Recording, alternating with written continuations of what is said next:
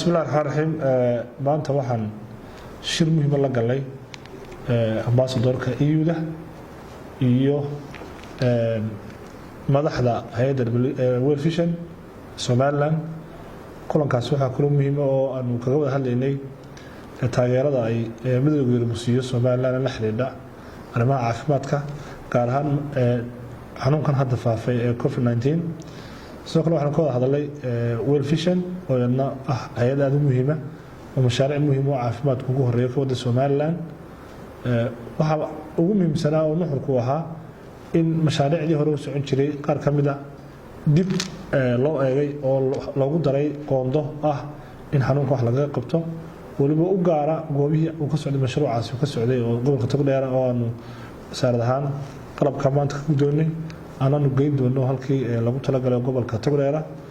waxa kale oo ka hadalay sida Somaliland ay diyaarka ugu tahay ugu heelan tahay in ay wixii tamar iyo talo iyo farsamo iyo dhaqaale ay u gelin lahayd si loo badbaadin lahaa muwaadiniinta Somaliland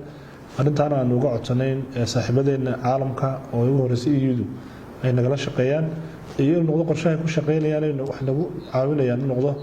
qorshaha wixii inagu aynu qorsheysanay inay iyaguna ay ku saleeyaan waxtarkooda iyo caawimadooda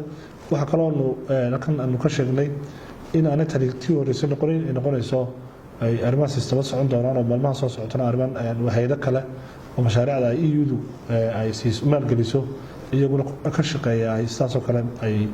qayb uga noqon doonaan taakulada iyo wax ka qabashada xanuunkan waad arkayseen waxaanu day isticmaalay maadaama la kala fog yahay waxaanu isticmaalnay teknolojiyadii oo ah Facebook oo toos aan ugu jirnay arintaana kulleeyay wasaaraddu waxay la mid tahay ururada kale iyo institutions kale oo in la qabatimo isbedelka xanuunkan keenay taana waxaan ugu mahadnaqaynaa farsamo ahaan iyo dadaalka ay geliyeen waaxda xiriirka bulshada oo ka soo shaqeysay arinta si mar walba xogta iyo macluumaadka saxda ah ay u gaaraan muwaadiniinteena ama hal mar media gaarka ama ka xukuumadda ama hal isticmaalo kuwa kale baraha bulshada arintaasina waan uga mahadnaqaynaa waxaan aaminsanahay in arintani ay noqon doonto arin xataa hawlqabadka wasaaradda wax badan ka tar doonta kadib xataa marka xanuunkan dhamaado qof walba oo mahadnaqaynaa oo ha noqdo wadamada adduunka ama noqon ururada ama noqon muwaadiniinta oo qayb ka la dagaalanka xanuunkan oo ku darsanaya fikrad oo ku darsanaya gacan ka geysanaya oo ama markay ugu yaraato talooyinka wasaaradda caafimaadka maqlayo si uu naftiisa u badbaadiyo